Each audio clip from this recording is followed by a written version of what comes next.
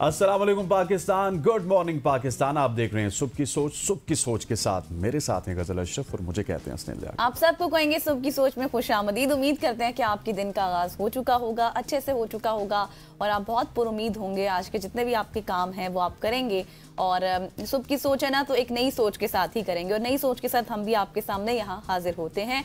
और हमारे पास चूंकि आपको पता है कि स्टार्ट कैसे होता है हमारी सोशल ट्रेंडिंग स्टोरीज के साथ, तो सबसे पहली जो ट्रेंडिंग स्टोरी है वो ये है कि उधार पैसे लेकर श्रीलंका जाने वाले पाकिस्तानी वेट लिफ्टर काशिफ रेहान ने वर्ल्ड पावर लिफ्टिंग मुकाबले में गोल्ड मेडल जीत लिया है और उन्होंने मुल्क का नाम भी रोशन कर दिया। कुछ ऐसे लोग होते हैं जिनको सपोर्ट नहीं किया जाता और फिर वो पाकिस्तान का नाम रोशन करके आते हैं, तो बहुत हैरानी होती है।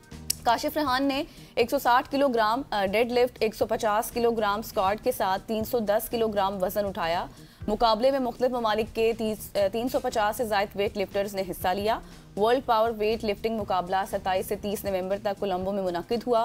काशिफ रेहान ने इससे पहले Asian masters weight lifting championship में भी गोल्ड मेडल हासिल किया था। कतर में पहले Asian masters weight lifting championship के गोल्ड मेडलिस्ट काशिफ रेहान को कोयटा में काफ़ी मुश्किलात का सामना भी करना पड़ा, लेकिन अगले इंटरनेशनल मुकाबले के अखराजात के लिए वो उधार लेने पर मजबूर हो गए और मुकाबले में हिस्सा लेने से पहले काशिफ रेहान ने इंकशाफ किया कि दोहा मुकाबले में भी सरकारी फंड्स नहीं मिला था और वो गाड़ी बेच कर इवेंट में शरीक हुए थे। काशिफ रेहान ने मई में Asian master weight lifting championship Qatar में जीती थी, मगर वो अपने खर्चे पर गए थे। अब वो श्रीलंका में मुनक्किदा पावर वेट लिफ्टिंग चैंपियनशिप में भी उधार लेकर शरीक हुए और पाकिस्तान का नाम रोशन किया।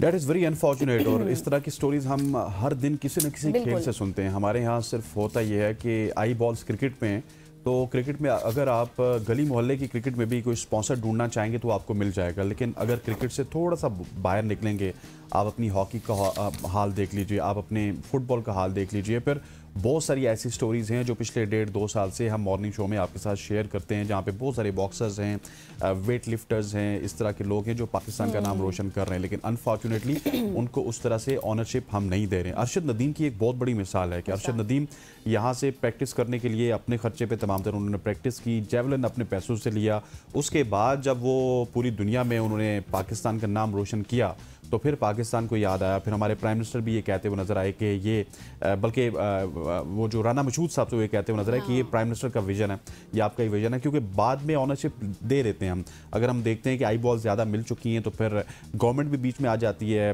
और जो कमर्शियल आस्पेक्ट है वो भी आ जाते हैं, लेकिन अनफॉर्चुनेटली जब तक वो शख्स दुनिया के सामने नहीं आता है वो इसी तरह से एक नाकामी की तस्वीर बने मैं समझता हूँ फिरता है, क्योंकि वो अपने खर्चे पे कब तक करेगा।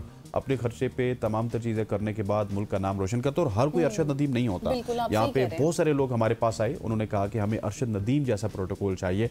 अरशद नदीम को भी वो प्रोटोकॉल तकरीबन 4-5 साल बाद मिला जब उन्होंने ओलंपिक्स जीता, एक बड़े कैनवस में पाकिस्तान की कामयाबी हुई और उस वक्त पाकिस्तान की क्रिकेट टीम की जो नाकामियाँ थी वो भी बहुत ज़्यादा थी, तो इस वजह से भी उनको हाइप मिल गई। ख़वातीन वज़ात आगे बढ़ते हैं और आगे बढ़ते हुए आपको टिकटॉक के हवाले से एक बहुत ही अच्छी खबर है जो मैंने आपको देनी है।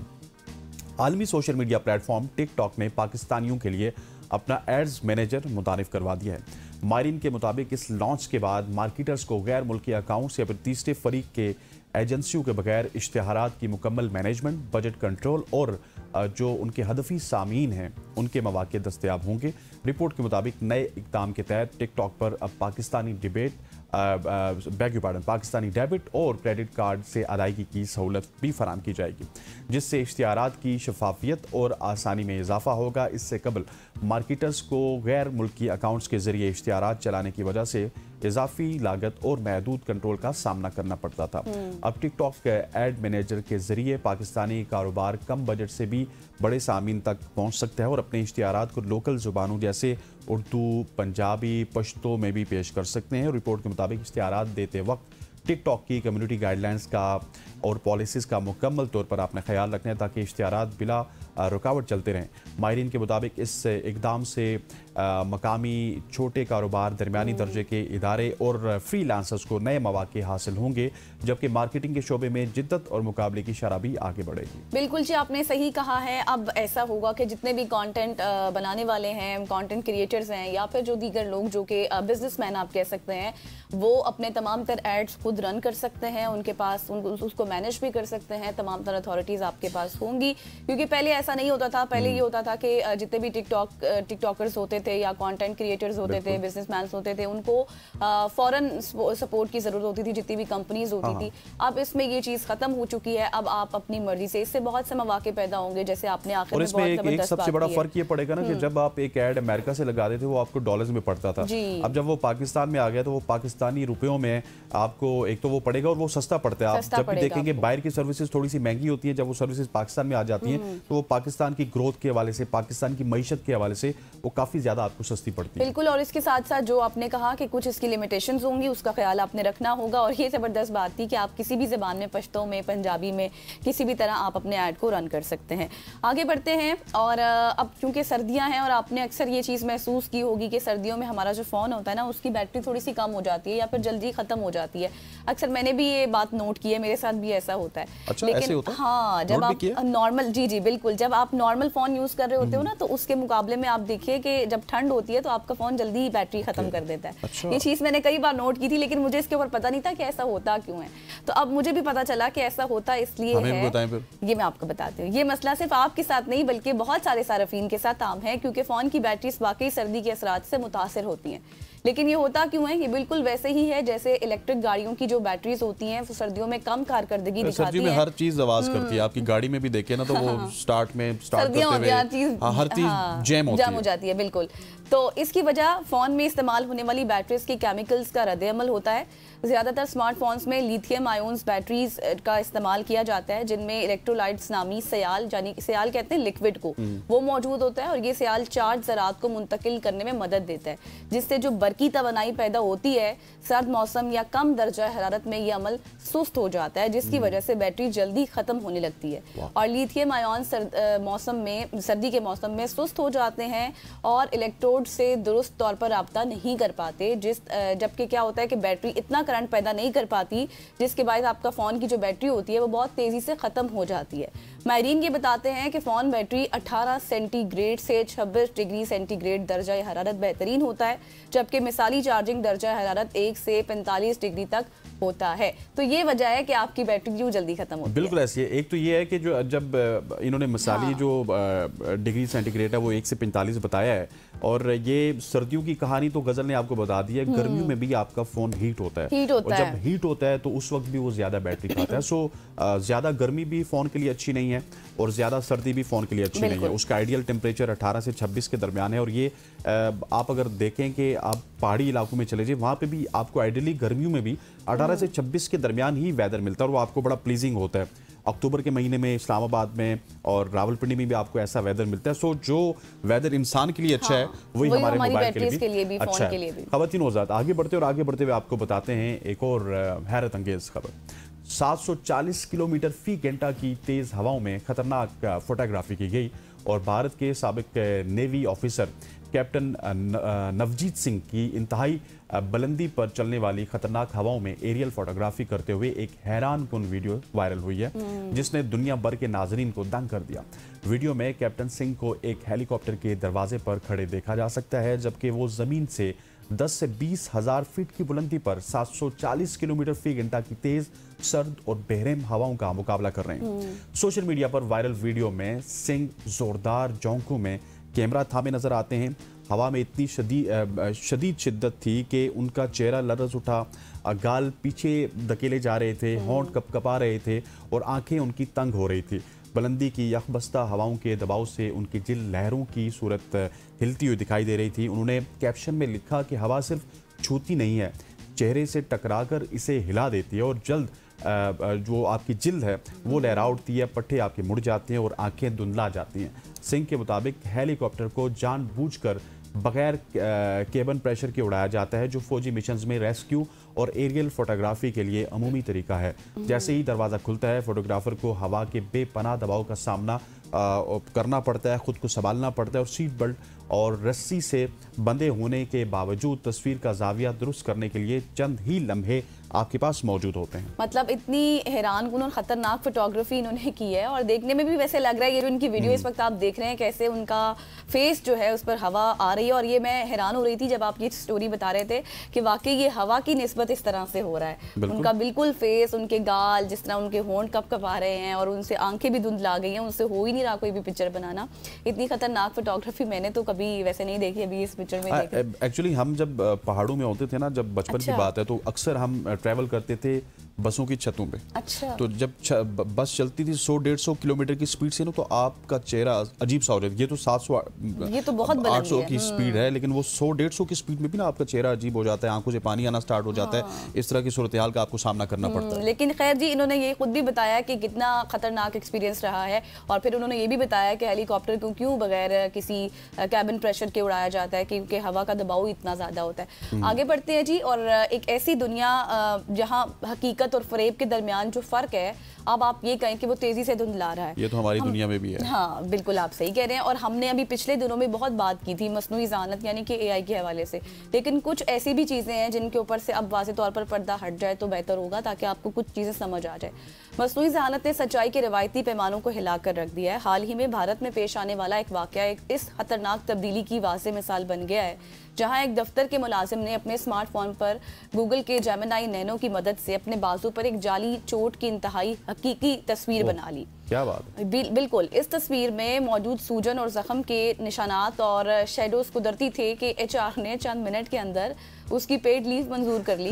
और बज़ाहिर एक सादा शरारत या चालाकी लगने वाला ये वाक़या दुनिया भर में माहिरीन के लिए वार्निंग बन चुका है कि अगर एक मुलाजिम सिर्फ और सिर्फ चंद सेकंड में ऐसा धोखा दे सकता है, तो फिर आप ये भी सोचें कि कल को कोई मुजरिम, कोई भी फ्रॉडी शख्स या कोई दुश्मन अनासिर क्या कुछ नहीं कर सकते। ये वाक़या साबित करता है कि हम एक ऐसे दौर में दाखिल हो चुके हैं जहाँ तस्वीर और वीडियो सबूत अपनी साख पीक हो चुके हैं और इदारों को सच की पहचान के लिए नए तरीके तलाश करना होंगे। So true। तमाम इदारे सुन लें आप। ये जो आपने आखिरी लाइन बोली है, ये आज के दौर की एक बहुत बड़ी हकीकत है कि आप तस्वीर से, वीडियोस की मदद से आप किसी भी चीज़ का फैसला नहीं कर सकते कि क्या ठीक है, क्या गलत है। और स्पेशली जब से एआई आया है, तो मैं तो यार वीडियो देखना भी छोड़ गया हूँ। ऑनेस्टली स्पीकिंग, जब कोई वीडियो देखता हूँ तो मुझे थोड़ी देर में समझ आ जाती है कि एआई वीडियो, तो फिर कहता हूँ कि यार जिस अटेंशन से और जिस क्यूरोसिटी से मैंने उसको देखा था, वो अनफॉर्चुनेटली वो नहीं है, ये एआई वीडियो है। और ये एक बहुत बड़ा अलमिया है कि आज इस दौर में, जिस दौर में हम कहते हैं कि ये बड़ा अच्छा दौर है, ये डिजिटल का दौर है, एडवांस दौर है, इसमें हर शख्स के पास नॉलेज है, लेकिन अनफॉर्चुनेटली जो पढ़ी लिखी कम्युनिटी नहीं है, ये दौर उसके लिए बहुत खतरा है। मैं अपने वालिद साहब को, वालदा को समझाता रहता हूँ कि ये वीडियो नहीं, ये फेक है, एआई है। उनको समझाते हुए आधा घंटा लग जाता है, वो सच साबित हो चुकी होती है उस वक्त तक, लेकिन आप उसको झूठ साबित करने के लिए बड़े मुश्किल से जो है ना, आपको बिल्कुल सही कह रहे हैं, बिल्कुल आपने सही कहा। तो ये उस जमाने से हम गुजरे। खवातीन उस्ताद, आगे बढ़ते हैं और आगे बढ़ते हुए आपको क्रिकेट के हवाले से खबर देते हैं। एशियंस खेलने के लिए ऑस्ट्रेलिया में मौजूद इंग्लैंड क्रिकेट टीम के खिलाड़ी बगैर हेलमेट स्कूटर चलाने पर मुश्किल में फंस गए। बरतानवी खबरसां इदारे के मुताबिक एशियस सीरीज के दौरान टेस्ट से कबल इंग्लैंड के कप्तान बेन स्टोक्स समेत 3 खिलाड़ियों की ब्रिस्बेन में बगैर हेलमेट स्कूटर इस्तेमाल करने की तस्वीर सामने आई हैं, जो क्वींसलैंड के सख्त ट्रैफिक कवानीन की खिलाफ वर्जी के जुमरे में आती हैं। क्वींसलैंड के ट्रैफिक कवानीन के मुताबिक ई स्कूटर चलाने वालों के लिए हेलमेट पहनना लाजमी है। वीडियो में कप्तान बेन स्टोक, मार्क वुड और जिम स्मिथ को शहर में लाइम ई स्कूटर्स के जरिए सफ़र करते हुए देखा जा सकता है। तस्वीर में जिम स्मिथ के पास हेलमेट स्कूटर से लगा हुआ नजर आता है, जबकि तीनों खिलाड़ियों को बगैर हेलमेट के सफ़र करते हुए देखा गया है। और रियासती कवानीन के मुताबिक सेशन 256A1 के तहत खिलाफ वर्जी पर 166 ऑस्ट्रेलियन डॉलर तक जुर्माना हो सकता है। ये कोई पहला मौका नहीं जब इंग्लिश खिलाड़ी ऑस्ट्रेलिया में कवानीन की खिलाफ वर्जी पर खबरों की जीनत बने हुए हैं। 2010-11 आपको याद होगा जब सीरीज में केवन पीटरसन केपी को मेलबर्न के करीब तेज रफ्तार ड्राइविंग पर जुर्माना हुआ था, जबकि 2017 में एडलीड में ब्रॉडकास्टर जोनाथन को जे वॉकिंग पर जुर्माना किया गया था। सो ये खबरें पुरानी हैं, लेकिन इस दफा रिवाइव हो चुकी हैं, कैरेक्टर नए हैं और जुर्माने पूरी दुनिया में होते हैं, वो नए हैं। बिल्कुल आप सही कह रहे हैं। जुर्माने जो है सिर्फ पाकिस्तान में नहीं होते हेलमेट ना पहनने पर, बल्कि हर जगह पर होते हैं। कवानीन सारे एक जैसे हैं और अच्छी बात है, ये सबकी अपनी हेल्थ के लिए, अपनी सेफ्टी के लिए। यहाँ पर लेंगे एक शॉर्ट सी ब्रेक पर आपको आज की सोशल स्टोरीज हमारी अच्छी लगी होंगी। वापस आएंगे, स्टे विद अस।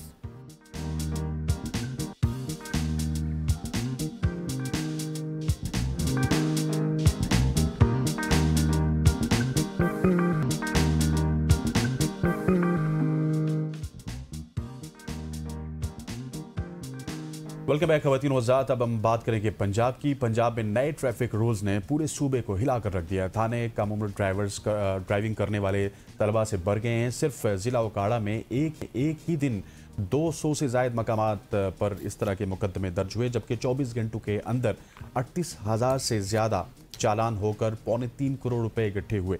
सूरत हाल ने वालदेन को परेशान कर दिया। इस इकदाम से बच्चों के कैरेक्टर सर्टिफिकेट तक दाव पर लग गए। इस बढ़ती हुई बेचैनी पर chief justice Lahore high court Aliya Neelam और वज़ीर आला पंजाब मरियम नवाज ने सख्त नोटिस लेते हुए वाज़ेह हुक्म दिया है कि कम उम्र तलबा को गिरफ्तार ना किया जाए, पहले आगे ही मुहिम चलाई जाए। और हुकूमत ने 16 साल की उम्र में स्मार्ट कार्ड और मोटरसाइकिल लाइसेंस जारी करने का फैसला भी किया है, जबकि हेलमेट ना पहनने पर पहली खिलाफ वर्जी में सिर्फ वार्निंग और चालान होगा। मरियम नवाज ने कहा कि बच्चों की गलती नहीं, असल जिम्मेदारी वालिदैन की है और मुआशरे पर है कि वो रोड सेफ्टी का शऊर पैदा करें, क्योंकि ट्रैफिक कवानीन सिर्फ पाबंदी नहीं, जिंदगी बचाने का ज़मानतनामा है। बिल्कुल आप सही कह रहे हैं। और इसी पर बात करने के लिए मियां उमैर साहब ने हमें ज्वाइन कर लिए। और so much sir for your time. सबसे पहले तो अगर हम पूरे ओवरऑल पंजाब की बात करें तो तकरीबन ये 1.25 लाख कोई इस तरह के जुर्माने थे जो सामने आ रहे थे। सर ये काफ़ी मैसिव नंबर है। क्या कॉमन वायोलेशंस की गई हैं लोगों की जानिब से? देखिए, ये एक ऐसा सिलसिला है कि जिसमें हम लोगों ने पहले कुछ एनालिसिस हम करते रहे हैं कि एक्सीडेंट रेशो में काफ़ी हद तक इजाफा हो गया था। उसमें बड़ी कीमती जानें जाती थी हमारी सोसाइटी की, और WHO की रिपोर्ट के मुताबिक भी 40,000 बंदे जो हैं हमारे, वो हर साल इस एक्सीडेंट की भेंट चढ़ते थे। तो ये एक बड़ा अलार्मिंग फिगर था, जिसपे सिटी ट्रैफिक पुलिस पंजाब की और लाहौर की, ये इस मामले में हमने देखा कि वो आखिर कौन सी ऐसी चीज़ें हैं जिसको अगर हम लोग कवर कर लें तो उसमें हम लोग अपने लोगों की जानें बचा सकते हैं।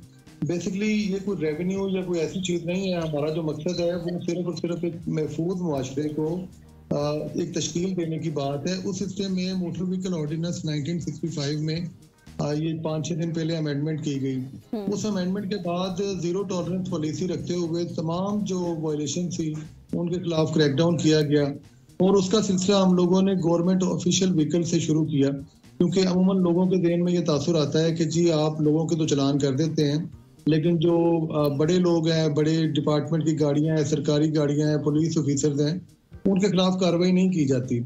लेकिन अब जो उसका सिलसिला इस तरह के शुरू किया गया कि उसमें पुलिस ऑफिशियल्स पे FIR भी हुई है, और तकरीबन 65 डिपार्टमेंट्स हैं पंजाब के जिनकी गाड़ियों को बंद किया गया, और 620 के करीब चलान किए गए, और उनसे लाखों रुपए के ई चलान जो उन गाड़ियों के हुए थे वो रिकवर करवाए गए। तो इन सारी चीज़ों का बेसिकली मकसद यही था कि लोगों में एक आगाही दी जाए कि वो अपने जो अंडर एज बच्चे हैं उनको वो बाइक या गाड़ी ना दें। इसी तरह आगे जो वन व्हीलिंग का मसला चल रहा था, वहाँ पे भी अक्सर एक्सीडेंट रिपोर्ट होते थे, और कुछ जो बगैर हेलमेट थे, इंजरीज थी, उनकी वजह से जो डेथ रेशो में इजाफा हुआ था उसको कंट्रोल करना मकसद था। अच्छा मियाँ साहब, ये एक ह्यूमन साइकी है कि कोई भी काम किया जाए तो उसको आहिस्ता आहिस्ता किया जाता है। आपने कहा कि अभी एक एक्ट पास हुआ, उसके बाद से आपने नो टॉलरेंस पॉलिसी अपनाई है। क्या बेहतर ना होता कि आहिस्ता आहिस्ता इसको इम्प्लीमेंट किया जाता, और फिर साथ साथ पंजाब के, क्योंकि पंजाब बहुत बड़ा है, डिफरेंट अजला में आप इसकी आगे ही मुहिम चलाते और उसके बाद इसको इम्प्लीमेंट करते, तो शायद लोग इतना शोर ना करते, लोग इतना तंग ना होते, क्योंकि उनको पता होता कि क्या होने जा रहा है अब। असल में थोड़ा सा इसमें मैं ऐड कर दूं कि चीज़ें इस तरह नहीं है जिस तरह हम लोग देख रहे हैं। ये ट्रैफिक पुलिस को अगर सिटी ट्रैफिक पुलिस लाहौर की बात करें तो 20 साल हो गए हैं। 20 सालों में हमारा एक एजुकेशन यूनिट काम कर रहा है। इस टाइम मैं माल रोड पे मौजूद हूँ। माल रोड पे हमारे हर चौक में एक लेडी ट्रैफिक असिस्टेंट और मेगाफोन लेके वो लोगों को चौक पे जो आके खड़े होते हैं ज़ेब्रा क्रॉसिंग पे, अभी भी उनको ब्रीफ कर रही है। यानी कि एजुकेशन का सिलसिला ना तो पहले रुका है और ना ही आइंदा रुकेगा। इसके साथ साथ हमारे बहुत सारे ड्राइविंग स्कूल्स हम लोगों ने बनाए हैं। हम लोगों से कहते हैं कि आप हमारे स्कूल्स में आए, हम आपको ट्रेनिंग देंगे। आपको याद होगा कि जब से ये स्कूटी की कैंपेन CM साहब ने शुरू की थी कि वुमेन फॉर व्हील्स की, उसमें हम लोगों ने वो तमाम बच्चियों को, बेटियों को हम लोगों ने ट्रेनिंग दी है, और वो आज लाहौर की या पंजाब की सड़कों पे फिर रही हैं, तो वो उसके पीछे वो लाहौर पुलिस के ड्राइविंग स्कूल से, जिनकी वजह से वो उनको ड्राइविंग में आप समझ लें कि महारत भी मिली है, और उनको जो बेसिक कवानीन थे ट्रैफिक के वो भी बताए गए। उसी के साथ ही ड्राइविंग लाइसेंस सेंटर हमारे 24/7 पंजाब में काम कर रहे हैं। तो चीजें कम नहीं हुई, लेकिन बात आपकी ये है कि अगर मोटर व्हीकल ऑर्डिनेंस में अमेंडमेंट हुई है तो उसके बाद में कितनी आगाही दी गई है। तो हमारी पूरी टीम काम कर रही है उसमें। बात सिर्फ ये है कि हम लोग उस वक्त ये शोर मचाना शुरू कर देते हैं जब एक्शन होता है, उससे पहले लोग फिर डिले हो जाते हैं जब हेलमेट की कैंपेन चलती है। लेकिन उमैर साहब, सॉरी टू कट यू, मुझे ये बताएं कि अभी आपने जिक्र किया ड्राइविंग स्कूल्स के हवाले से, फिर आप ये भी कह रहे हैं कि हम एजुकेट भी लोगों को करते हैं, फिर आपने एक डेथ रेशो का भी जिक्र किया, उसमें भी इजाफा हो रहा था, उसकी वजह से ये सब हमने किया। लेकिन डिस्पाइट दीज हैवी फाइन्स ना, इसके बावजूद भी लोग रूल्स को फॉलो नहीं कर रहे, इसकी क्या वजह आप देख रहे हैं? देखिए, वो हमारा बेसिकली जो लिटरेसी लेवल है वो काफी लो है। इस मामले में लोग जो ड्राइविंग और जो ट्रैफिक के कवानीन को ना बहुत लाइट में लेते हैं कि ये एक नॉर्मल सी बात है, ये जस्ट एक वायलेशन है, ये कोई इतनी बड़ी बात नहीं है। हम पहुंचे, हमने फोन करवाया, फारसी कल्चर काफी ज्यादा प्रवान चढ़ गया था। तो उसको कट डाउन करने के लिए, अपने लोगों की जान बचाने के लिए हम लोगों ने अभी जीरो टॉलरेंस पॉलिसी इसीलिए शुरू की थी। अब ये जो अंडर एज ड्राइवर्स हैं, मैं आपको आपके नाज़रीन को बताता चलूं कि ये पिछले 10 साल से हम लोग श्योरिटी बॉन्ड ले रहे हैं उनके पेरेंट्स से। जब किसी अंडर एज ड्राइवर को पकड़ा जाता है तो उसको हम लोग जब थाने लेके जाते हैं तो उनके पेरेंट्स को बुलाते हैं, और उनके पेरेंट्स हमें वो एक ई स्टैम्प पेपर पे लिख के देते हैं कि मैं अपने बच्चे को आज के बाद में बाइक या गाड़ी नहीं दूंगा। तो ये वाली कैंपेन तो ऑलरेडी चल रही है। और इसके अलावा आपने देखा होगा कि आए दिन आपकी खबरों की जिनत बनता है कि अंडर एज ड्राइवर ने सड़क पे ये किसी को मार दिया, कुछ एक्सीडेंट्स हो गए, कुछ अपनी जान चले गई। तो उन चीजों पे भी सिविल सोसाइटी की तरफ से, ट्रैफिक पुलिस पे बड़ा प्रेशर था कि आप इन चीजों पे पाबंदी लगाएं। और मेरे ख्याल में ये अभी सीएम साहब का ऑर्डर आया है, हम लोग स्टूडेंट्स के ऊपर FIR नहीं दे रहे, इसी तरीके से हम अंडर एज ड्राइवर्स को भी एक मौका दे रहे हैं। उसमें ये बात नहीं है कि हमें फिक्र नहीं है, हमें भी फिक्र है कि 16 साल की उम्र में जो बच्चे स्कूल जाते हैं, जिनको ड्राइविंग आती है, उनको ड्राइविंग लाइसेंस इशू किया जाए। उसके लिए कानून साजी भी की जा रही है और सीएम साहब ने भी उसका नोटिस लिया है। सीटी साहब लाहौर, डॉक्टर अतर वहीद साहब DIG ने, उन्होंने भी इस बारे में बात की थी कि जो बच्चे गाड़ी चला सकते हैं, जिस तरीके से उनको ID कार्ड इशू कर दिया जाता है, इसी तरह स्मार्ट कार्ड के साथ उनको स्मार्ट ड्राइविंग लाइसेंस इशू कर दिया जाए जो 2 साल के लिए हो। लेकिन ये इंशाल्लाह भी इस मामले में जल्दी कानून साजी हो जाएगी। मियां साहब, आपने कहा कि अब कम उम्र लड़कों के ऊपर या फिर जो भी तलबा हैं उनके ऊपर उस तरह से सख्ती तो नहीं होगी, उनको हवालात में बंद नहीं किया जाएगा, लेकिन आपने कहा कि वालिदैन एक श्योरिटी बॉन्ड भी देते हैं आपको, और पिछले 10 साल से ये सिलसिला जारी है।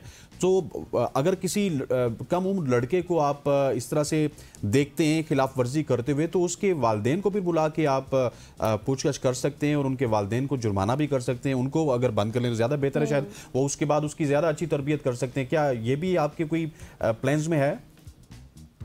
मेरे ख्याल में हमारे पास इसका पूरा डाटा मौजूद है, और ये तादाद जो है मोर देन 50,000 है जो हमारे पास अभी रिटर्न पड़े हुए हैं लाहौर के जो अंडर एज थे उनके पेरेंट्स के। 50,000 से ज्यादा हमारे पास छोटी बॉन्ड्स हैं, और वो सारी वही चीज है जो एजुकेशन का भी हिस्सा है और जो उनको वार्निंग भी दी गई है। लेकिन अभी हम लोग फिर आप लोग आपके चैनल की वजह से बाकी लोगों को साथ मिलके रोड्स के ऊपर जाके लोगों को फिर ये कहते हैं कि अगर हम FIR नहीं दे रहे तो लेकिन इसका मतलब ये नहीं है कि अब चलान नहीं होंगे, चलान फिर भी होंगे। देखें, ये वाक़यात होते हैं, एक चलान जो सा एक इंसानी जिंदगी से बहुत कम है, इंसानी जिंदगी ज्यादा जरूरी है। ट्रैफिक कवानीन एक मुहज़्ज़ब मुआशरे की अक्कासी करते हैं। जब हम किसी मुल्क में ट्रैवल करते हैं तो हम कहते हैं कि सबसे पहले उसकी ट्रैफिक को देखें, आपको लोगों के रवैयों का ऑटोमेटिकली इल्म हो जाएगा। तो हम लोग एक महफूज मुआशरे की तरफ जाना चाहते हैं। हम चाहते हैं कि हमारे पेडेस्टेरियन जो हैं वो ज़ेब्रा क्रॉसिंग से क्रॉस करें, उनको कोई गाड़ी या बाइक हिट ना करे। इसी तरह जो हमारे सीट बेल्ट, गाड़ी में हम लोग कहते हैं कि दोनों बंदे सीट बेल्ट पहने, यानी कि जो ड्राइवर है उसके साथ बैठने वाला शख्स, उसकी जिंदगी भी उतनी अहम है। इसी तरह WHO की रिपोर्ट आई कि 83% जो एक्सीडेंट्स हैं उसमें मोटरसाइकिल की इन्वॉल्वमेंट है। अब 83% अगर इन्वॉल्वमेंट मोटरसाइकिल की है एक्सीडेंट्स में, तो अगर वो दोनों राइडर्स हेलमेट पहनेंगे तो अल्लाह ना करे कि उनका एक्सीडेंट होता है तो उसमें डेथ रेशियो में काफी ज्यादा कमी आ जाएगी। तो मेरे ख्याल में अल्टीमेटली हम लोग और आप लोग सोच एक ही जाविये पे रहे हैं, लेकिन लोग उसको समझ रहे हैं कि शायद ये हमारे लिए मुश्किल है। अगर वो इसको अमल करेंगे तो मेरे ख्याल में उनके लिए भी आसानी है। मकसद तो यही है कि लोगों की जान बचाई जा सके, उनकी वो खुद इस हवाले से थोड़ा सा उनको समझ बूझ हो। मुझे ये बताएगा कि थोड़ा सा हमने ये भी सुना जो इम्पाउंडेड व्हीकल्स हैं, यानी कि जो गाड़ियां बंद हो रही हैं, उनकी क्या वायलेशंस थी, उनके हवाले से आपकी क्या हिकमत अमली है? देखिए, सबसे पहले तो हमने जो इम्पाउंड किए हैं व्हीकल्स, उनमें ऑफिशियल व्हीकल्स बहुत ज्यादा थी। पंजाब के 65 डिपार्टमेंट्स की तकरीबन 620 गाड़ियों को हमने बंद किया, जिसमें तमाम बड़े डिपार्टमेंट शामिल थे जिनको आज तक कभी किसी ने पूछा ही नहीं था। उन तमाम डिपार्टमेंट्स की गाड़ियों को बंद किया गया। उनके जुम्मे जितने चलान थे, ई चलान उनके हुए थे, वो उनसे वागुदार करवाए गए और वो रेवेन्यू सारा गवर्नमेंट ऑफ पंजाब के अकाउंट में जमा करवाया। और उन ड्राइवर्स को डिपार्टमेंटल जो एक्शन भी उनके खिलाफ लिया गया। इसी तरह ब्लैक पेपर के लिए हम लोगों ने अपने इवन के पुलिस की जो व्हीकल्स हैं उसके ऊपर नंबर प्लेट के ऊपर लोग छेड़खानी कर लेते हैं कि सेफ सिटी के चलानों से बचा जा सके। तो ये मतलब वो सारी चीजें थी जिनको इम्पाउंड किया गया और इम्पाउंड करके जो रेवेन्यू आया वो गवर्नमेंट ऑफ पंजाब को दिया। और ये सारी वो वाली व्हीकल थी जो गवर्नमेंट की व्हीकल थी, गवर्नमेंट की गाड़ियां थी जिनको लोग कहते थे कभी इनको रोका ही नहीं गया। तो वो वाली गाड़ियों को बंद किया गया। उसके अलावा और भी गाड़ियां बंद की जा रही हैं जिनकी फिटनेस नहीं है। अब जो गाड़ी लाहौर में या पंजाब में चलने के काबिल नहीं है, जिसकी ब्रेक ठीक नहीं है, जिसकी फिटनेस नहीं है, जो स्मोकी व्हीकल है, तो उसको हम लोग जिस तरह का आजकल एटमॉस्फेयर चल रहा है उसमें हम लोग अलाउ नहीं कर सकते।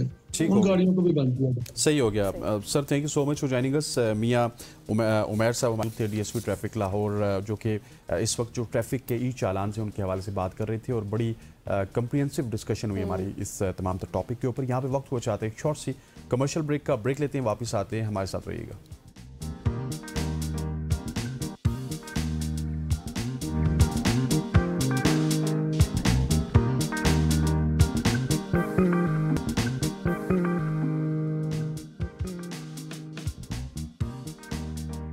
Welcome back after the break. और अब एक और बहुत अहम मामला जिस पर हम बात करेंगे वो है इस्लामाबाद के रेड जोन में खौफनाक हादसा पेश आया, जिसके बारे में आप सब जानते हैं। एक कम उम्र ड्राइवर ने तेज रफ्तार V8 गाड़ी स्कूटी चलाने वाली लड़कियों पर चढ़ा दी और दोनों लड़कियां जान बहक हो गई मौका पर ही।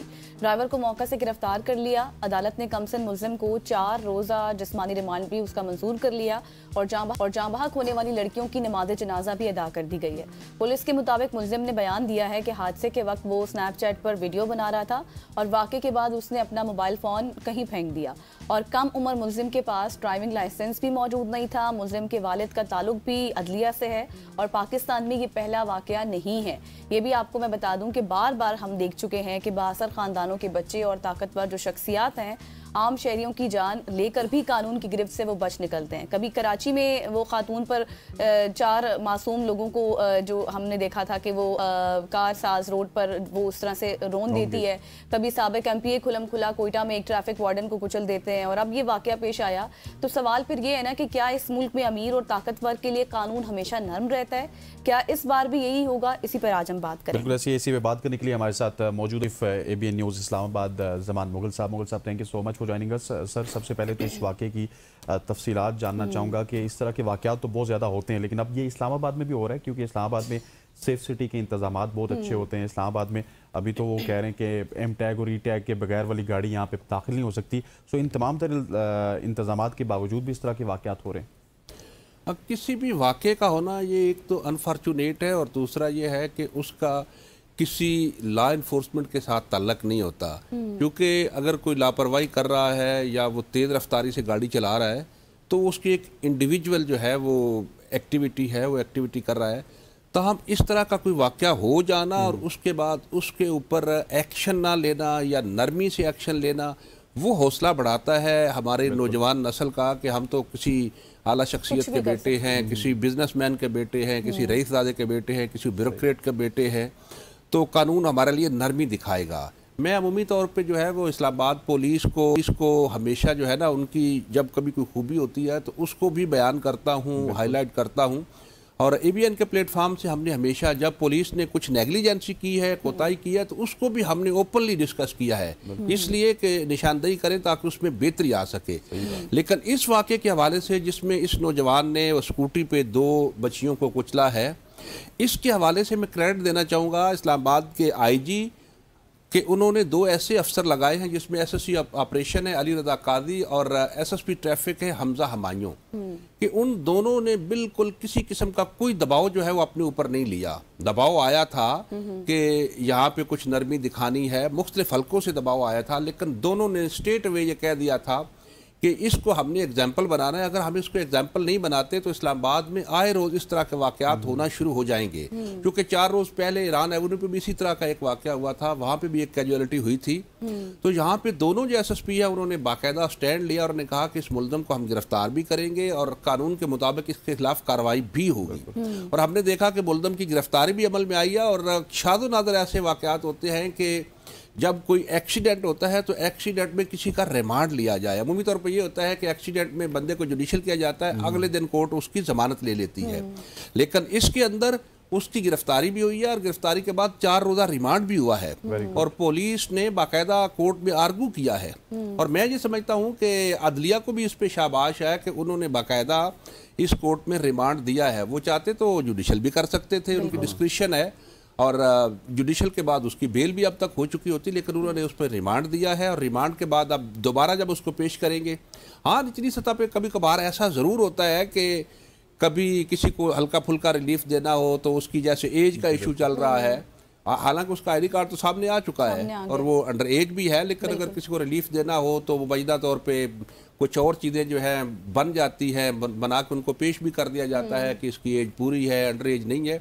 ये निचली सतह पे चीज़ें हो सकती है, लेकिन ऊपर के जो दोनों अफसरान हैं उन्होंने अच्छा स्टैंड लिया है। दोनों एसएसपी, उसमें एसएसपी ट्रैफिक है, उसमें एसएसपी ऑपरेशन है, दोनों ने अच्छा स्टैंड लिया है, जिसकी वजह से गिरफ्तारी भी हुई है और रिमांड भी हुआ है। आम पब्लिक जो है उसके अंदर जो है फिर थोड़ा सा हौसला बढ़ता है कि अगर किसी बड़े के खिलाफ ये कार्रवाई, अगर हमारे खिलाफ कार्रवाई होती है तो बड़े के खिलाफ भी कार्रवाई हो रही है। तो उसमें हमने देखा, इस केस में हमने देखा है कि ये एग्जाम्पल उन्होंने सेट की है। अच्छा ज़मान साहब, जिस तरह आपने कहा ना कि ये अच्छी बात है, इस चीज़ को यकीनी बनाया जा रहा है कि इस केस में शफाफियत हमें सामने नजर आ रही है। दूसरा ये कि अभी जिस तरह आपने रिमांड की बात की, तो रिमांड में आपकी क्या इत्तलात हैं इसके ऊपर कि किन किन नुकात के ऊपर तफ्तीश की जा रही है मुलजिम के?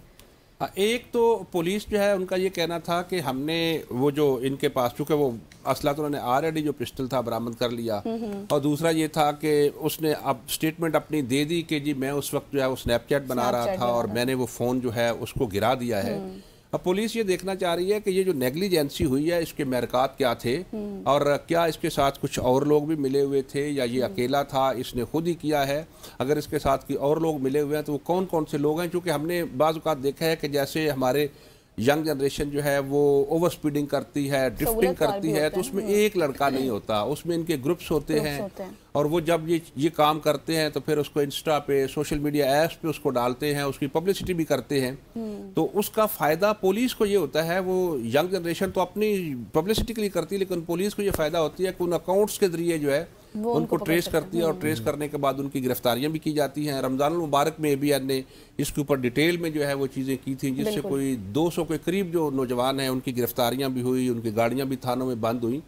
तो इस केस में भी वो ये देखना चाह रहे हैं कि क्या ये अकेला है या इसके साथ कुछ और लड़के भी ऐसे हैं जो यही काम करते हैं। अगर वो भी करते हैं तो वो भी कानून की गिरफ्त में आए ताकि आइंदा के लिए वो भी मोहतात हो सके। अच्छा ज़मान साहब, हमने अक्सर बहुत सारे वाक़यात, गज़ल ने भी आपको गिनवाए कि इस तरह के वाक़यात होते हैं। अब ये एक बासर शख्सियत या आला शख्सियत या बहुत सारी ऐसी शख्सियात हैं जिनके बेटे इस तरह के काम करते हैं, ये वो शख्सियात होती है जिन्होंने मुल्क चलाने होते हैं, इदारे चलाने होते हैं, लेकिन अनफॉर्चुनेटली अपने घर में वो एक गाड़ी नहीं संभाल सकते और अक्सर उनके बेटे इसी तरह से गाड़ी निकाल के रोड पे चले जाते हैं। हो सकता है वो शख्स बड़ा शरीफ हुआ हो जिसकी ये गाड़ी हो, लेकिन ये अपने बच्चों को कंट्रोल क्यों नहीं कर पाते, उनकी ग्रूमिंग क्यों नहीं कर पाते? इन्होंने तो पूरे पाकिस्तान को संभालना होता है। असूली तौर पे अगर आप देखें ना तो एक कानून कुदरत है कि एक शफ़क़त पिदरी होती है और एक माँ की ममता होती है, वो एक मोहब्बत होती है, तो वो जाग जाती है। जब बच्चा कहता है कि मैं ज़रा गाड़ी लेके तो घूमने के लिए जा रहा हूँ, तो बाप कहता है नहीं आपने नहीं जाना, तो वहाँ से माँ की सिफारिश आ जाएगी कि मेरे बेटे को गाड़ी तक नहीं दे सकते तो ये गाड़ियाँ हमने क्या करनी है, आग लगा दो। और कभी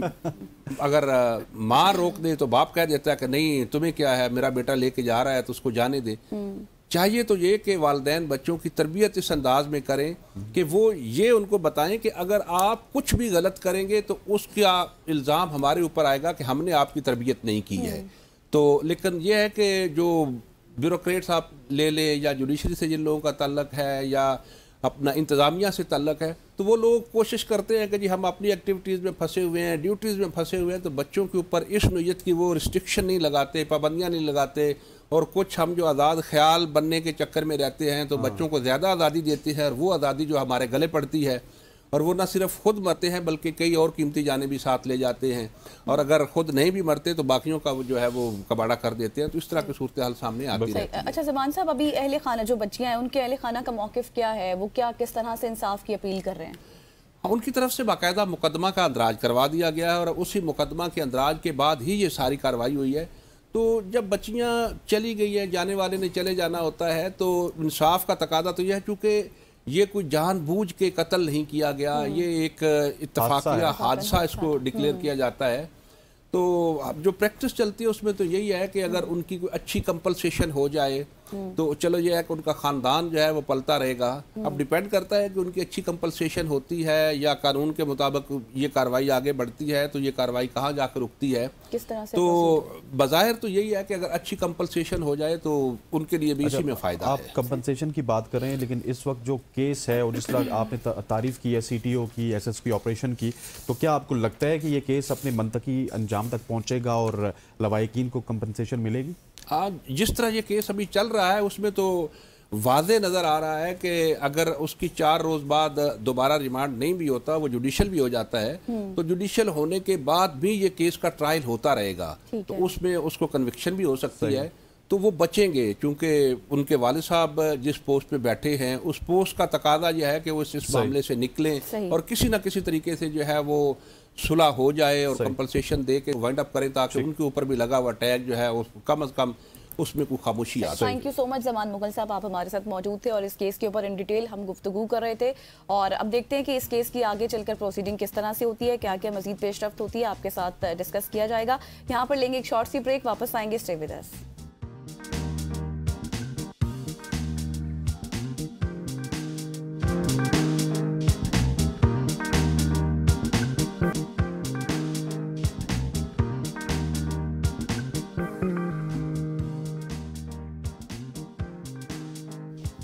welcome back after the break. और आज दुनिया भर में हर साल 3 दिसंबर को international day of persons with disabilities मनाया जाता है।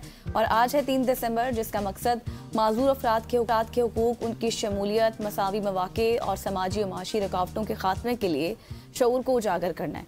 ये दिन याद दहानी भी है कि माशरे की तरक्की तब ही मुमकिन है जब उसके तमाम शहरी, खुसूसन वो अफराद जो जिस्मानी, जहनी या फिर समात व बसारत की माजूरी रखते हैं, बराबर के शरीक हो। माजूर अफराद तालीम हो, सेहत हो, रोज़गार हो और रसाई के कई चैलेंजेस का सामना करते हैं, लेकिन सही पॉलिसी, मजबूत स्पोर्ट सिस्टम होना चाहिए, फिर माशरती कबूलियत उन्हें एक बावकार और ख़ुद मुख्तार ज़िंदगी भी दे सकती है। इसी पे बात करेंगे। बिल्कुल इसी पे बात करने के लिए हमारे साथ Rabel Pirzood. Rabel, thank you so much for joining us. Rabel के हवाले से हमने एक दफ़ा पहले भी राबेल से आपकी मुलाकात करवाई थी। ये पाकिस्तान फाउंडेशन जो कि फाइटिंग ब्लाइंडनेस के हवाले से है, उसकी चीफ कोऑर्डिनेटर भी हैं, मोटिवेशनल स्पीकर भी हैं, समाजी कारकुन भी हैं और इस हवाले से काम भी करती हैं। राबेल, आज के मौके की मुनासबत से मेरा ख्याल है कि आपसे बेहतर गेस्ट तो नहीं हो सकता था, लेकिन हमें क्या कुछ करने की ज़रूरत है आज के दिन के हवाले से? बातों से बढ़ के प्रैक्टिकलिटी की बात की जाए तो किन किन चीज़ों की ज़रूरत है इस दिन को, ताकि हम प्रैक्टिकल दिन के तौर पर मनाया जाए? वेल, अस्सलाम वालेकुम एवरीवन एंड अस्सलाम वालेकुम टू यू। एंड सबसे पहले तो मैं आपको ये बताना चाहूँगी कि देखिए, डिसेबल वो नहीं होता जो देख नहीं सकता, डिसेबल वो नहीं है जो चल नहीं सकता, डिसेबल वो नहीं है जो बोल नहीं सकता। डिसेबल माशरे की वो तमाम सोचें हैं जो ये कहती हैं कि डिसेबल कुछ कर नहीं सकते, क्योंकि माजूरी जो है वो इंसान के जिस्म में नहीं, उसके दिमाग में होती है। आप निकाल के बाहर आएंगे ना तो जिंदगी वाकई बहुत खूबसूरत है। और इस चीज़ को आप कैसे रियलाइज कर सकते हैं, आप मेरी जगह पे कैसे आ सकते हैं? सिंपल एज डैट, आप आंखों पे पट्टी बांधें, आंखों को बंद करें और मैं आपसे ये कहूँ कि आंखों को बंद करके आप मतलब रोड क्रॉस करें। Is it possible for you? आप क्या, मैं आपको कहूँ कि आप अपने पाँव जो है वो बांध दें और आप सीढ़ियाँ उतरना शुरू कर दें, क्या आप कर सकते हैं? नहीं कर सकते ना। तो मेरे ख्याल में कि एक चीज़ होती है एहसास, बातों से भी बढ़ के होती है एहसास और लिहाज। अभी आपको पता है कि जब मैं स्टेज उतर रही थी, ABN के बाहर ही कुछ लोग खड़े हुए थे, मैंने कहा ये स्लो पे मेरी पेंसिल हील है कि मैं गिर नहीं जाऊँ, तो कहते हैं अल्लाह तेरी शान है, एक तो माजूर लोग हैं, ऊपर से हीले पहना दिए हैं इनको। तो वेल देखें, ये एक सोच है। अब मैंने उसको बड़ी प्यारी सी स्माइल दी और मैं वहां से आ गई, क्योंकि बात ये होती है कि डिसेबल का मतलब ये नहीं होता कि आप कुछ नहीं कर सकते। आप जहाज उड़ा सकते हैं, नहीं उड़ा सकते ना, दैट यू आर डिसेबल। आप मतलब स्विमिंग कर सकते हैं, नहीं कर सकते, that you are disable. Disable का मतलब होता है वो तमाम चीजें जो आपके एक्सेस में नहीं है, जिसको आप एबल नहीं बना सकते। लेकिन हमें और हमारे माशरे को चाहिए कि हमें वो तमाम चीज़ों को एक्सेसिबल बनानी चाहिए, वो एबल बनानी चाहिए अपने हिसाब से। गवर्नमेंट सतह पे तो सब कुछ हो रहा है। अगर आप मेरे लिए कुछ करना चाहते हैं, आप कुछ ऐसा स्टेप लेंगे कि हाँ जी मैं एक राबिल की ही मदद कर दूं कि उसको यहाँ से गुजरने में आसानी हो, या एक व्हीलचेयर यूजर की मदद कर दूं, क्योंकि कतरा कतरा मिल के समंदर बनता है। और अगर आप बड़ी सोच रखते हैं तो मतलब जब ये कहते हैं हम बहुत बड़े गोल रखेंगे तो शायद हम कुछ नहीं कर पाते, लेकिन छोटे छोटे गोल हमारी जिंदगी में खुशियां भी लाते हैं और जिंदगी भी खूबसूरत बनाते हैं। राबिल, आपने बहुत खूबसूरत एग्जाम्पल दी और जिस तरह आपने लोगों का जिक्र किया, यकीनी तौर पर हम लोगों की सोच को नहीं बदल सकते। अभी आपने एक्सेसिबिलिटी का जिक्र किया था, मुझे ये बताएं कि अभी माशरे में जितने भी डिसेबल पर्सन्स हैं उनको सबसे बड़ा चैलेंज क्या है, एक्सेप्टेंस का या फिर एक्सेस का?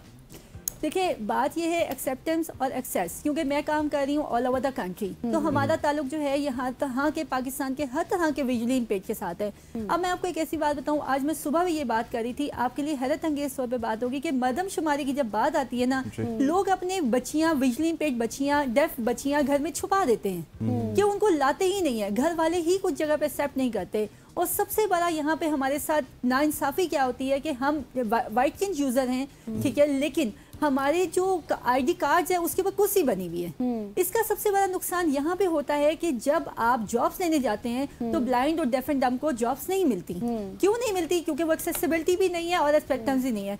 आप लोगों के मतलब लोगों के नजदीक ये होता है कि अगर किसी को कोई भी मसला है तो वो बस एक ही खाने में उसको बंद कर दें, मतलब ये नहीं देखते कि इसकी क्या डिसेबिलिटी है क्या नहीं है। लेकिन लोगों को एक्सेप्टेंस और मेरे ख्याल में मेन चीज़ है जो आज का टॉपिक है ना, वो होना चाहिए एहसास। जब आपके अंदर एहसास मर जाता है ना, फिर आपको कुछ भी नजर नहीं आता, लेकिन जब आपका एहसास जिंदा होना, फिर आपको किसी की हाल की राबेल, वो मैं इस पॉइंट को क्लियर करके फिर एहसास की तरफ चलते हैं। आपने कहा कि जब कोई भी शख्स आता है मर्दमशुमारी करने के लिए, तो जो डिसेबल लोग होते हैं उनका रिकॉर्ड भी नहीं दिया जाता वालिदैन की जानिब से। इसकी वजूहात क्या हैं? क्यों वो डरते हैं, मुआशरे से डरते हैं? क्या कुछ है कि जिसकी वजह से वो ये जाहिर भी नहीं करना चाहते? देखिए सबसे पहली चीज़ होती है, बच्चियों का तो मसला ये होता है कि किसी को पता चल गया इनकी शादी कैसे होगी, ठीक है। और अभी भी आप खानदान में देखें कि वाइट कैन यूज़ नहीं करने देते कि जी किसी को पता है, चल जाए हमारी बेटी को नज़र नहीं आ रहा, यार इसको क्या, इसकी आंखों को कुछ है, वो कहते हैं नहीं नहीं बस ये ऐसे ही कर रही है, बस को मस्ती है ना, दिमाग में मस्ती चल रही है, ठीक है ना। मतलब उसको आप डबल स्ट्रेस देते हैं। यहाँ पे एक्सेप्टेंस सिर्फ माशरे में नहीं है, और जिनके वालिदैन, जिनके पेरेंट्स ये एक्सेप्ट कर लेते हैं कि आपकी वीक पॉइंट ही आपकी स्ट्रेंथ है बड़ी, तो फिर कुछ भी नहीं मतलब रहता। और मेरा ये मानना है कि अगर आप ये सोच लेना कि मतलब आप अपने आप को ही एक्सेप्ट कर लें, ठीक है, तो दुनिया आपको ऑटोमेटिकली एक्सेप्ट कर लेती है। बिल्कुल ऐसे ही है, सही। अच्छा मुझे राबेल ये बताएं कि अभी आप पिछले सवाल के जवाब में रिसर्च के हवाले से भी बात कर रही थी कि आप ओवरऑल देखती हैं सब चीज़ें। पाकिस्तान की अगर स्पेशली बात करें तो अभी पाकिस्तान में आप क्या देख रही हैं, किन किन पॉलिसीज़ पर काम हो रहा है? पॉलिसीज तो बनती हैं लेकिन उस पर अमल नहीं होता, ठीक है। मैं आपको एक बात बताऊं, जब से पाकिस्तान बना है ना, मैंने पुरानी जितनी भी पॉलिसीज उठा के देखी है, मैं हैरान हूँ कि हर हुकूमत ने डिसेबल के लिए बहुत कुछ किया है, इम्प्लीमेंट कहीं पे भी नहीं सिर्फ पेपर्स पे किया, सिर्फ पेपर्स पे किया। और आपको पता है कि अभी रिसेंटली हमने कंसल्टेटिव सेमिनार करवाया जिसमें 60 ऑर्गेनाइजेशन थी जो विजुअली इम्पेयरमेंट पे काम कर रही थी, पूरे पाकिस्तान से आई थी। आपको पता है कि हमारे हैरत अंगेज तौर पे 3 चैलेंजेस ऐसे थे जो पूरे पाकिस्तान में फेस करने पड़ रहे हैं। अब आप ये देखें कि एक विजुअली इम्पेयर्ड बच्चा जो देख नहीं सकता और वो मैट्रिक में मैथ नहीं हल करेगा तो मैट्रिक पास नहीं करेगा, और जबकि मैथ्स कभी भी रिकॉर्ड नहीं होती, तो मतलब वो चैलेंजेस बच्चों को मिलते हैं। फिर एंटरप्रेन्योरशिप, इसके ऊपर हमने बहुत ज़्यादा काम किया है हमारे इदारे ने एंटरप्रेन्योरशिप पे। अभी जैसे रिसेंटली हमने दस्तकारी सिखाई, हैंडीक्राफ्ट सिखाए, और सैटरडे और संडे को पार्क चाइना सेंटर में हम इनका एक स्टॉल लगा रहे हैं। अच्छा। ताकि इन सब की चीज़ें सेल हों, उनके घर में जाएं, क्योंकि जब आपके हाथ में पैसा है ना, कॉन्फिडेंस खुद ही आ जाता है। बिल्कुल। और दूसरा जो हमने इसमें ये पॉइंट रखा कि आपने ये देखा आजकल बड़े बड़े होटल्स में ना सिंगिंग का रिवाज खत्म हो गया, लेकिन इंस्ट्रूमेंट प्ले हो रहे होते हैं। तो हमने जो है इनको वायलिन बजाना भी सिखाया, रुबाब भी है, गिटार भी है, पियानो भी है, ताकि इससे भी कोई ना कोई इनकम जनरेट जो है वो की जा सके। अच्छा, आपने एहसास की बात की कि आज हमें एहसास की बात करनी चाहिए। सो वो एहसास मुआशरती एहसास है, वो इंडिविजुअल एहसास है, किस एहसास की आप तवक्को कर रही हैं, मुआशरे से या एक इंडिविजुअल से? सबसे पहली तो बात यह है कि अपना एहसास आप खुद ही कर लेना, क्योंकि अपने आप को खुद रिस्पेक्ट दे देंगे तो दुनिया देती है। अगर यही बात है कि मैं ये चाहूँ कि सुबह मैं इतनी मैसी से उठ के मैं चल पड़ूँ और मैं ये कहूँ कि लोग मेरा एहसास करें, लोग क्यों करें? सबसे पहली बात यह है कि love your self, respect your self, ठीक है। आप अपने आप को अच्छा सा उठाएं, कैरी करें, ठीक है, अच्छे तरीके से आप अपने आप को रिप्रेजेंट करें। उसके बावजूद फिर आप देखें कि लोग आपके साथ क्या कर रहे हैं। अगर कुछ कर भी रहे हैं सो डजंट मैटर, आप उनकी बात उन्हीं पे छोड़ दें कि जो वो कर रहे हैं वो करने दें, क्योंकि मैं आपकी सोच नहीं बदल सकती, मैं आपकी सोच नहीं बदल सकती, लेकिन मैं ये तो सोच सकती हूँ ना कि मेरा गोल ये है और मैंने इस सीधे रास्ते पे चलना है। क्योंकि डिसेबिलिटी ना कोई गुनाह है ना कोई बीमारी है, ठीक है, it's an other way of lifestyle. जैसे शुगर में भी तो आप एक अलग लाइफस्टाइल है ना, बिल्कुल, बीपी भी तो एक अलग लाइफस्टाइल है। तो हमें क्यों आप लोगों ने गुनाहगार और माँ बाप की सजा और ऐसे करके क्यों छोड़ देते हैं? ये क्यों नहीं देखते? भी बोलते हैं लोग या अंधी जा रही है, आय हाय माँ बाप के गुनाहों की सजा जा रहे हैं, ठीक है, पता नहीं इन बेचारों का बनेगा क्या। मतलब ऐसे बहुत सारे लफ्ज हैं जो बोले जाते हैं, लेकिन वही बात है कि अब हम इन लफ्जों के साथ खुश हैं। हम क्यों खुश हैं? क्योंकि हम एक्सेप्ट कर चुके हैं। एक्सेप्ट कर लिया आपने। या हमने एक्सेप्ट कर लिया। अब आप मुझे अंधी भी कहेंगे तो सिर्फ टाइम किया, भाई अंधे को अंधा ही कहेंगे, गूंगे को गूंगा कहेंगे, बहरे को बहरा कहेंगे। अब आप उसको कुछ भी कहेंगे, क्या फर्क पड़ता है? मतलब बात ये है कि रिस्पेक्ट वर्ड्स की होनी चाहिए कि आप क्या अल्फाज यूज करें। मतलब अब जिस तरह से आपने बात की ना कि हर चीज़ की वही बात आ जाती है कि एहसास और रिस्पेक्ट उसमें होना चाहिए कि आप किस तरह से किस वे में डिलीवर कर रहे हैं उस चीज़ को। अच्छा, पहले हमने बात की थी कुछ कवानीन के हवाले से। आपने कहा कवानीन तो हैं लेकिन उन पर अमल दरामद नहीं होता। आप क्या समझती हैं ये कमज़ोरी आप कहाँ पर देख रही हैं? लॉ इन्फोर्समेंट होनी चाहिए मजीद से, या फिर आप माशरती रवैया जो माइंड सेट है हम उसको चेंज ही नहीं कर सकते? देखिए बात ये है कि मैं जैसे आपको आईडी कार्ड की बात बताई थी, मैं तकरीबन जो है ना 1 साल पूरा जाती रह गई और मैं फाइट भी करती रह गई कि जी ये इस तरह से अलग अलग डिसेबिलिटीज़ को शो करें। व्हील चेयर वालों की व्हील चेयर होनी चाहिए, हेयरिंग वालों के मतलब वो कान बनाना चाहिए और हमारी वाइट स्किन होनी चाहिए।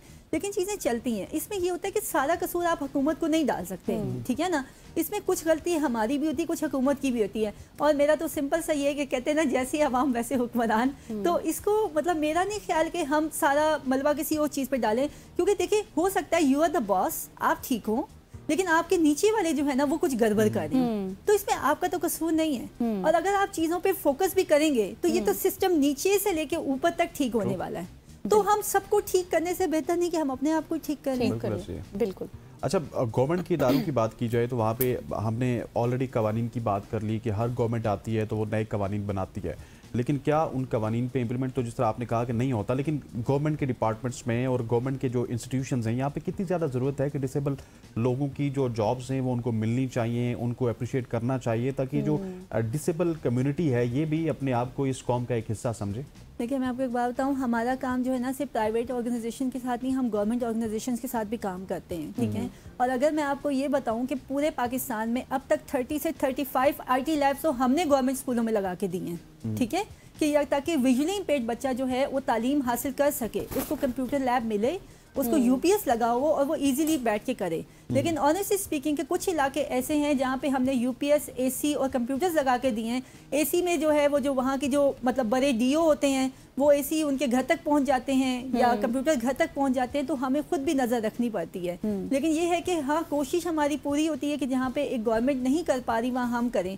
ऐसा नहीं है कि सबको जॉब नहीं मिलती, कुछ लोगों को जॉब मिलती भी है। बहुत सारे ऐसे केसेस भी देखे हैं कि लास्ट टाइम पे डेली वेजेस पे जो है ना बच्चों को नौकरियां दी गई हैं, लेकिन बच्चे इतने मजबूर हो गए हैं। मैं हैरान थी कि एक बच्ची ने MPhil किया हुआ है, एक लड़के ने मास्टर्स किया हुआ है और वो क्लास 4 की जॉब करने पे मजबूर है। और क्लास 4 क्या है, जिसको हम वो कहते हैं स्वीपर लग गए, ठीक है ना, या क्लास 4 वो नवाबजादे हो गए, चाय दे दो, पानी दे दो, इन कामों पे लगे हुए। वो कहते हैं क्या करें, जब जॉब्स नहीं है तो हमें कुछ भी करनी पड़ेगी। मतलब आपको एक रिस्पेक्टेबल सीट्स पे जाने के लिए भी आपको एक रिश्वत चाहिए, या नॉर्मली लोग जब पहुंच भी गए हैं तो कुछ लोगों के साथ हमने ऐसा भी सुना है, वो कहते हैं जी आप हमें इतने पैसे दें तो हम आपका काम करवा देंगे। लेकिन कुछ लोग ऐसे भी हैं जो अपने मेरिट पे पहुंचे भी हैं। मतलब हर तरह की चीज़ है, आप हर चीज़ को बहुत अच्छा भी नहीं कह सकते, बहुत बुरा भी नहीं कह सकते, और जिंदगी में ब्लैक एंड व्हाइट कुछ भी नहीं होता, ब्लैक एंड ग्रे होता है, ठीक है, या तो बिल्कुल ही काला होता है, क्योंकि अल्लाह ताला ने हर चीज़ में अच्छाई रखी थी, चाहे वो बुरी भी क्यों ना हो, उसमें कोई ना कोई अच्छाई ज़रूर होती है, ढूंढना उसको चाहिए। There is no white, there is grey. या बिल्कुल सही है। अच्छा राबेल, मैं देख रही थी माशाल्लाह आपके बहुत सारे डेजिग्नेशन हैं। आप पहली ब्लाइंड पर्सनालिटी डेवलपमेंट प्रोफेशनल्स भी रही हैं, इसके साथ ब्लाइंड टीचर भी रही हैं। ये जब आपने सफ़र इनका ये शुरू हुआ आपका, कोई मुश्किलात का सामना करना पड़ा आपको?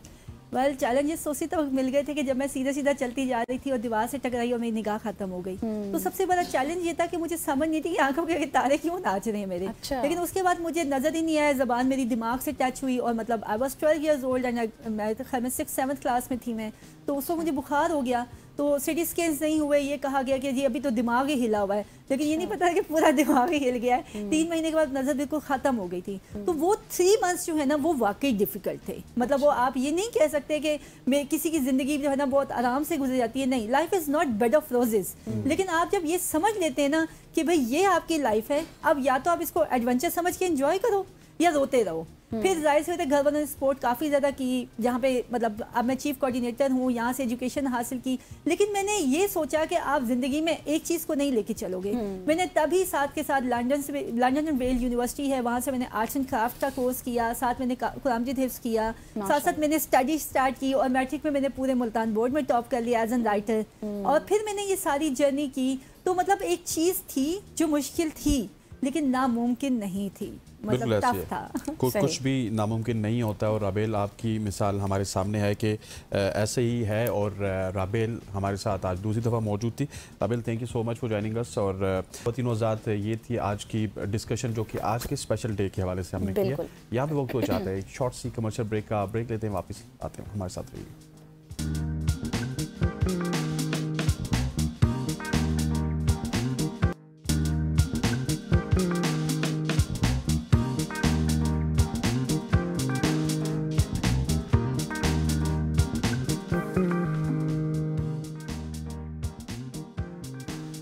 वेलकम बैक ख़वातीन व ज़ात।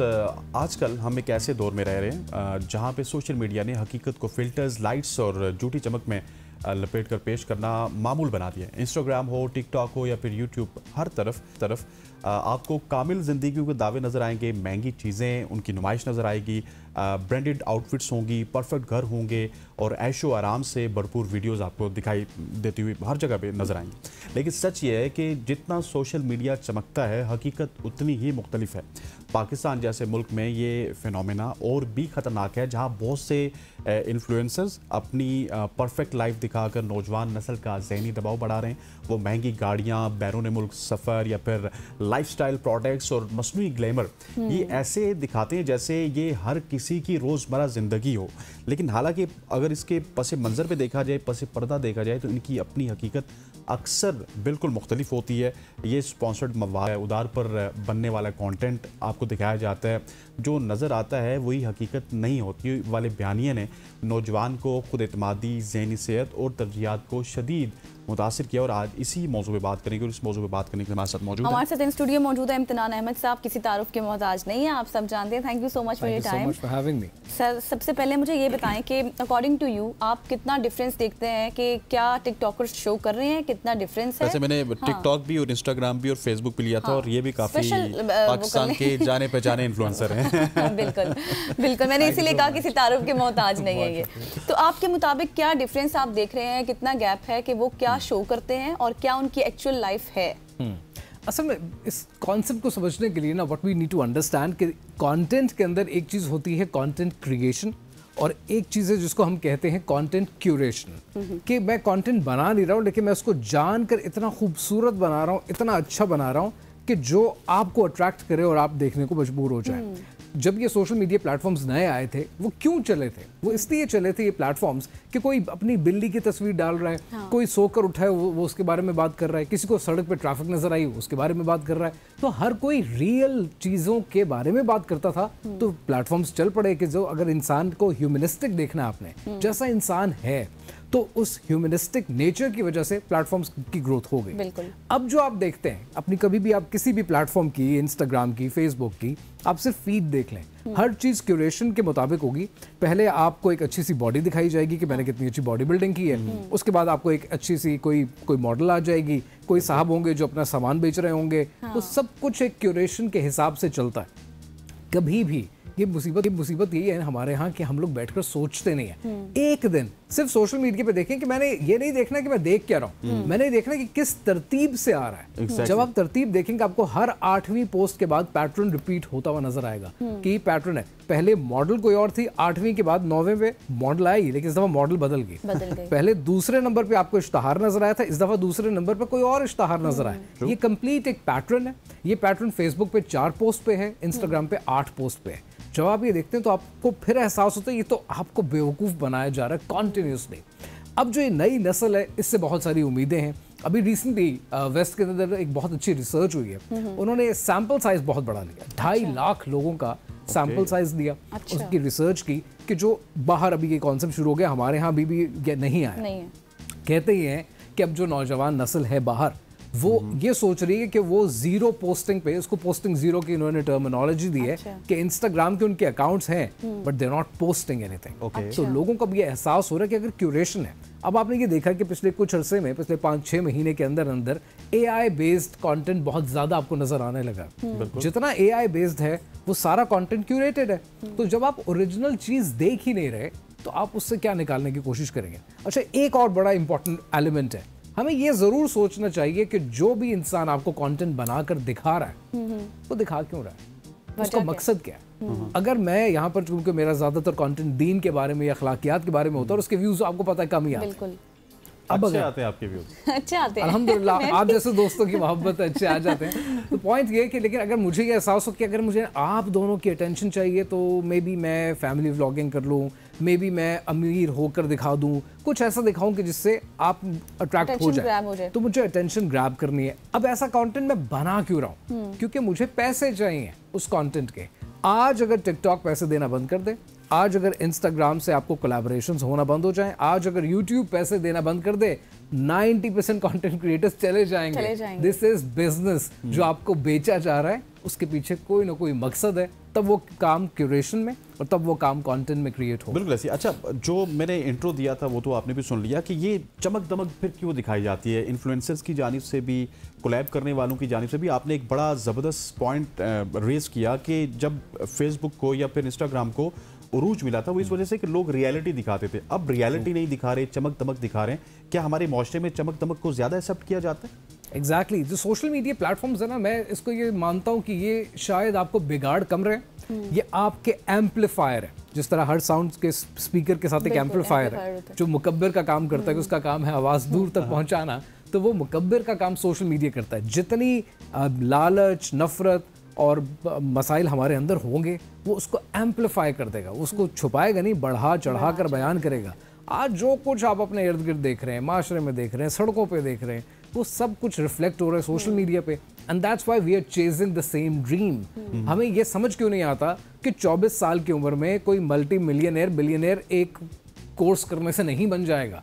हमें ये क्यों समझ नहीं आता कि एक छोटी सी डाइट जो कि सिर्फ आपको ऐसे बताई जाएगी कि एक रात के अंदर आपका वजन कम हो जाए, और आपका वजन कम नहीं होगा। हम ये इन चीज़ों की रियलिटी को नहीं समझते, दैट एवरीथिंग टेक्स टाइम। शायद आज नौजवान नस्ल को समझने की ज़रूरत है कि ज़िंदगी कंपाउंड इफेक्ट पे चलती है। आप एक काम करें लेकिन रोज़ करते जाएं, फ़र्क उससे पड़ेगा। 5 साल लगेंगे, 10 साल लगेंगे, जिंदगी सीधी हो जाएगी, वजन भी कम हो जाएगा, पैसा भी आ जाएगा। एक दिन में नहीं आएगा, एक रात में नहीं आएगा। रात कुछ भी नहीं होता। अच्छा, बहुत अच्छा कॉन्सेप्ट आपने क्रिएशन और क्यूरेशन के बारे में बताया, डिफरेंस। मुझे ये बताएं कि आपको लगता है कि ये जो टिकटॉकर्स हैं अब ये खुद भी इस फेक लाइफ को मेंटेन रखने में ओवरऑल हैं, तो इंसान ही वो भी तो प्रेशर फील करते होंगे वो भी? देखिए, वो कहते हैं ना कि मैं तो कंबल को छोड़ना चाहता हूँ लेकिन कंबल मुझे नहीं छोड़ रहा। एक स्टेज आती है कंटेंट क्रिएशन में जब आप कंटेंट आपके सर पर सवार हो जाता है। They are not just spoiling others lives, they are spoiling their own life too. और वो स्टेज आती है जहाँ पर अगर आप टेलीविजन भी देख रहे हैं, आप उसको एंजॉय नहीं कर रहे हैं, कोई ड्रामा देख रहे हैं, कोई मूवी देख रहे हैं, खबरें सुन रहे हैं, आप सोच रहे हैं कि इसमें से कंटेंट क्या निकलेगा, इसमें से मैं क्या कर सकता हूँ। भाई, ऐसी हैजान वाली जिंदगी क्यों गुजारनी है जहां आप हर वक्त टेंशन में हर वक्त सोच रहे हैं। तो कंटेंट क्रिएटर्स के बारे में कहते हैं ना कि ज्यादातर लोग खुश नहीं होते। वो इसी वजह से क्योंकि वो 24/7 24 घंटे इस दहशत पे खड़े में कि कहीं से अच्छा कंटेंट मिल जाए जो वायरल हो जाए। बस चीजों ने वायरल होना होगा, खुद हो जाएंगी, छोड़ दें। इसलिए अशफाक अहमद साहब कहा करते थे ना कि बकदरे जरूरत दुनिया अपने हाथ में रखें, बाकी बोझ कंधों पर से उतार दें। आपने सारी दुनिया का ठेका नहीं ले रखा, अपनी जिंदगी सुकून से एंजॉय करें, खाएं, बस खाएं पिए और ऐश करें। अच्छा इम्तिरान साहब, यहाँ पे इस स्टेज पे आने से पहले मैं भी एक कंटेंट क्रिएटर था, लेकिन अब के स्टेज में और उसके स्टेज में एक डिफरेंस, मतलब मुझे ये नहीं लगता था, हालांकि मेरी वीडियोस मिलियंस में जाती थी, कि जब वो मिलियंस में जा रही होती थी ना, तो शायद ये आप भी करते हो, लेकिन मुझे नहीं लगता आप करते होंगे, बार बार उसको बंदा देखता था यार कि 1 मिलियन होगी, 1.1 मिलियन कब होगी, 2 मिलियन कब होगी, फिर ऊपर से देखते थे फॉलोअर्स, यार ये ज़्यादा कब होंगे, ज़्यादा कब होंगे, तो वो कमी इंसान के अंदर रहती थी, डू मोर वाला। कभी भी सेटिस्फेक्शन नहीं आती, कंटेंट सेटिस्फेक्शन नहीं आती, वो बेचारा खुश ही नहीं हो पाता, वो रिफ्रेश करता रहता, कहीं ना कहीं एलिमेंट हर एक के अंदर होता है, मेरे अंदर भी होगा।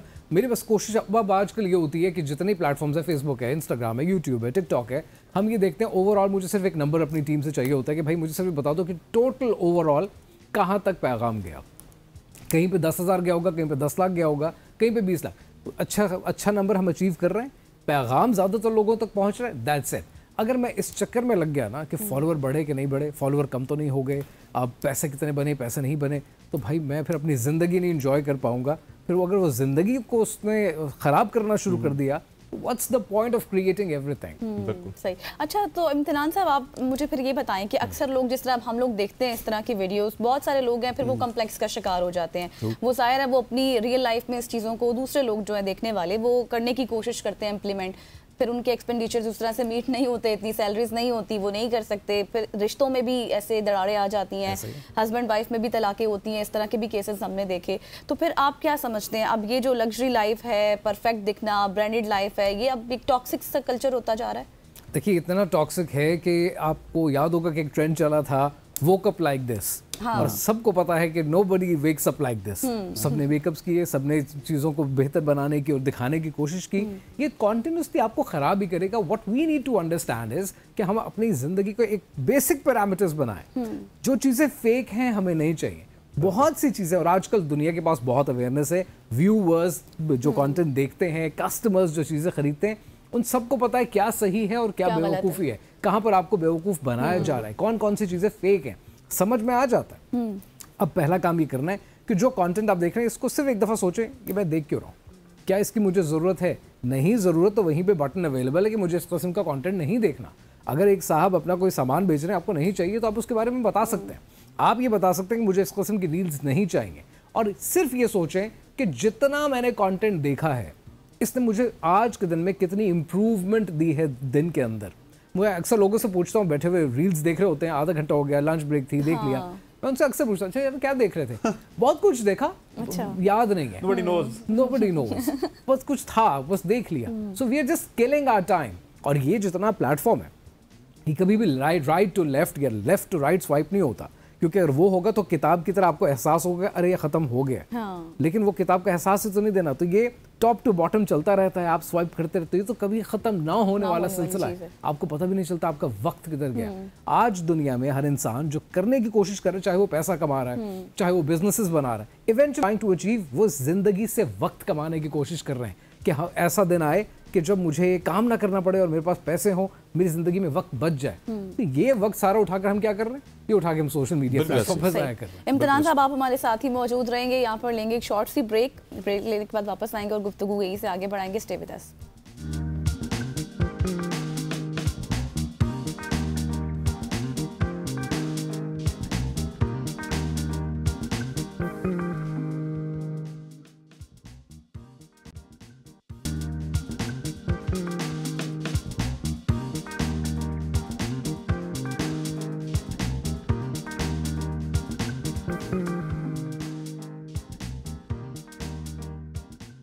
वेलकम बैक ख़वातीन व हज़रात।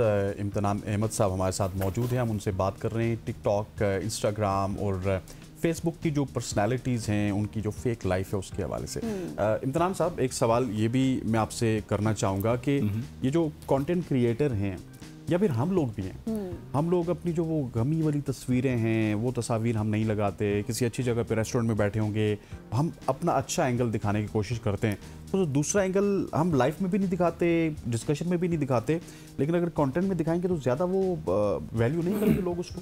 देखिए, हर वो चीज़ जो शॉक वैल्यू क्रिएट करेगी वो चलेगी। आपने अभी रिसेंटली देखा होगा, आप शायद नहीं लगा रहे होंगे, लेकिन बहुत से इन्फ्लुएंसर्स अब अगर उनकी फैमिली में किसी की डेथ हो गई है तो वो उसके हवाले से भी कंटेंट लगाते हैं।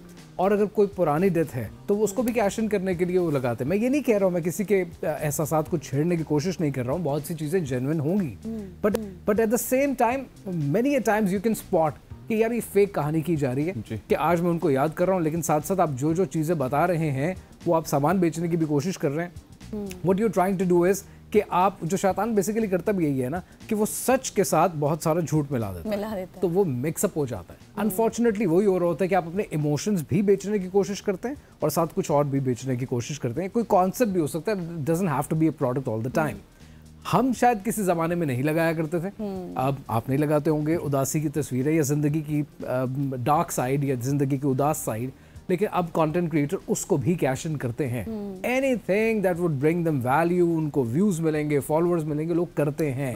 प्रॉब्लम यही है कि हमारा वो जो सेंटर ऑफ अकाउंटेबिलिटी है ना, वो क्लियर नहीं है कि अगर मुझे कंटेंट बनाना है तो मुझे किस चीज़ पे कंटेंट बनाना है। अगर वो मेरे असूलों पे नहीं उतरता, मुझे वो काम नहीं करना। ये एक चीज़ कंटेंट क्रिएटर को भी सोचनी चाहिए और देखने वालों को भी सोचनी चाहिए कि मैं जिसको फॉलो कर रहा हूँ, मैं फॉलो कर क्यों रहा हूँ। क्या जो ये इंसान है, मुझे इस किस्म का इंसान बनना भी है ना। उनको व्यूज तो आप ही दे रहे हैं, उन्हीं व्यूज से पैसे मिल रहे हैं, उसी व्यूज से उनकी शोहरत मिल रही है। सो इवेंचुअली कंट्रोल आपके अपने हाथ में। Thank you so much, thanks for being with us.